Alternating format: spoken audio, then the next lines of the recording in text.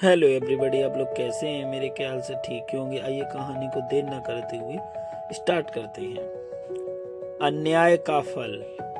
धर्मपुर गांव बाहर से शांत लगता था, लेकिन उसकी मिट्टी में दबे हुए कई जख्म थे।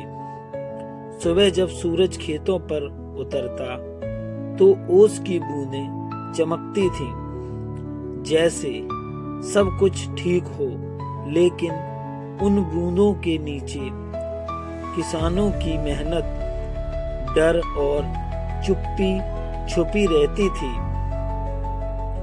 उसी गांव में रहता था रघुनाथ, साधारण कद काठी का मगर दिल से बहुत बड़ा इंसान। उसकी जिंदगी का हर दिन सूरज उगने से पहले शुरू होता और अंधेरा होने के बाद खत्म होता। उसके लिए जमीन सिर्फ खेत नहीं थी, वह उसकी पहचान थी, उसका स्वाभिमान थी। रघुनाथ की जमीन उसके पिता की आखिरी निशानी थी। बचपन में उसने उसी खेत में पिता के साथ हल चलाया था, मिट्टी में उंगलियां डाली थी और सपने बोए थे। उसकी पत्नी सरस्वती अक्सर कहती, हम गरीब हो सकते हैं लेकिन बेईमान नहीं।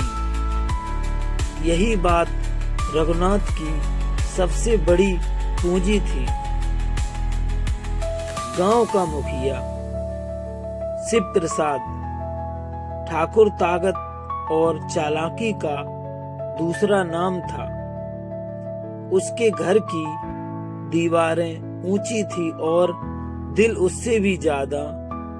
वह लोगों की मजबूरी को अच्छे से समझाता था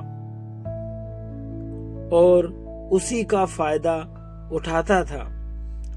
जब उसने रघुनाथ की जमीन देखी तो उसे उसमें पैसा दिखा, यादें नहीं। उसने बड़े प्यार से बात शुरू की, जमीन बेचने का लालच दिया। लेकिन जब रघुनाथ ने मना किया तो उसके चेहरे की मिठास पल भर में कड़वाहट में बदल गई। कुछ ही दिनों में गांव का माहौल बदल गया। पंचायत बुलाई गई। रघुनाथ को बिना कुछ समझाए कटघरे में खड़ा कर दिया गया।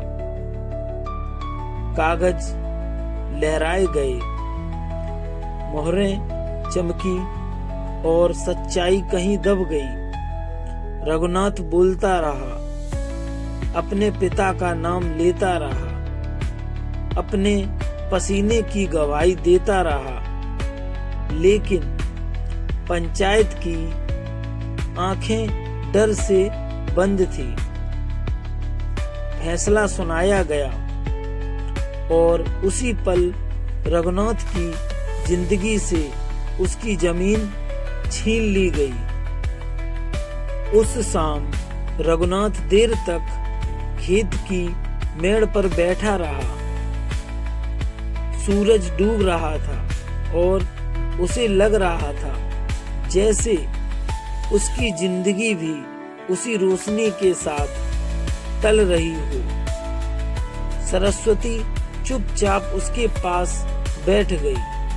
दोनों के बीच कोई शब्द नहीं थे, सिर्फ आंसुओं की कमी थी। उस रात रघुनाथ पहली बार अपने बेटे अमन के सामने टूट गया। लेकिन उसकी टूटन में अमन ने अपने भविष्य की दिशा देख ली।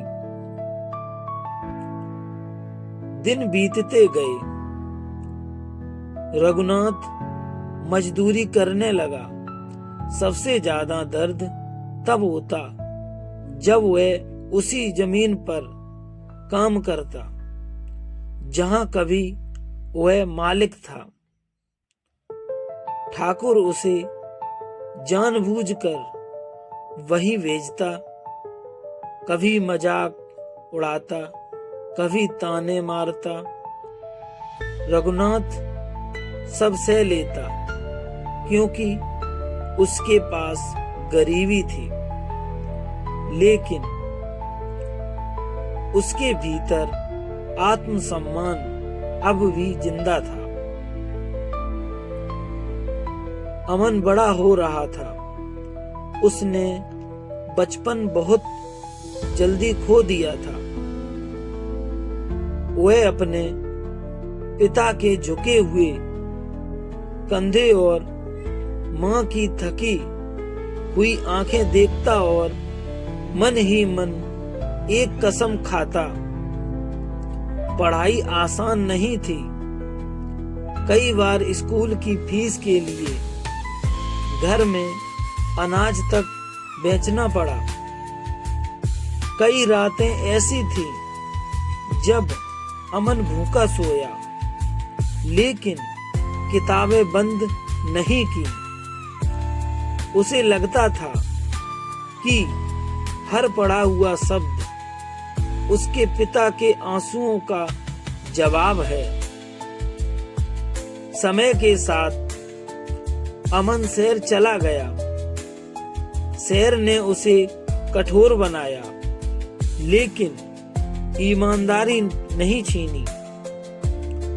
वह दिन रात पढ़ता, काम करता, गिरता और फिर उठता। जब वह वकील बना तो उसने पहली बार अपने पिता को सीना चौड़ा करते देखा। रघुनाथ ने उस दिन कहा, आज मुझे मेरी जमीन वापस मिली, लेकिन मेरा विश्वास लौट आया है। सालों बाद अमन को सरकारी जांच के काम में शामिल किया गया। जब वह फाइलें पलट रहा था तो एक नाम उसके सामने आकर ठहर गया। वही गांव, वही साल, वही जमीन। उसे समझ आ गया कि समय अब अपना काम करने वाला है। उसने सबूत इकट्ठा किए, पुराने कागज खोजे और गांव वालों से बात की। जो लोग कभी ठाकुर के डर से चुप थे, अब अमन के भरोसे बोलने लगे। अदालत का दिन आया। ठाकुर पहली बार असहज दिखाई दिया। उसके चेहरे से घमंड उतर चुका था। फैसले में देर लगी, लेकिन जब फैसला आया तो सच्चाई के पक्ष में आया। जमीन रघुनाथ को वापस मिली। ठाकुर को सजा सुनाई गई। अदालत की दीवारों के बाहर गांव के लोग खामोशी से खड़े थे, जैसे किसी चमत्कार को देख रहे हों। रघुनाथ ने जमीन पर फिर से कदम रखा। उसने मिट्टी को माथे से लगाया। उसकी आंखों से आंसू बह रहे थे, लेकिन इस बार वे कमजोरी के नहीं थे। उसने ठाकुर की ओर देखा और सिर्फ इतना कहा, मैंने बदला नहीं लिया, मैंने इंतजार किया। आज धर्मपुर वैसा नहीं है जैसे पहले था। लोग अब सवाल पूछते हैं, चुप नहीं रहते। अमन गांव में छोटा सा दफ्तर खोलता है, जहां वह मुफ्त में लोगों की मदद करता है। रघुनाथ खेत में काम करता है, लेकिन अब हर बीज के साथ एक सीख बोता है। यह कहानी सिर्फ एक जमीन की नहीं है, यह कहानी धैर्य की है, विश्वास की है और समय की ताकत की है। क्योंकि अन्याय चाहे जितना भी बड़ा हो, उसका फल तय है।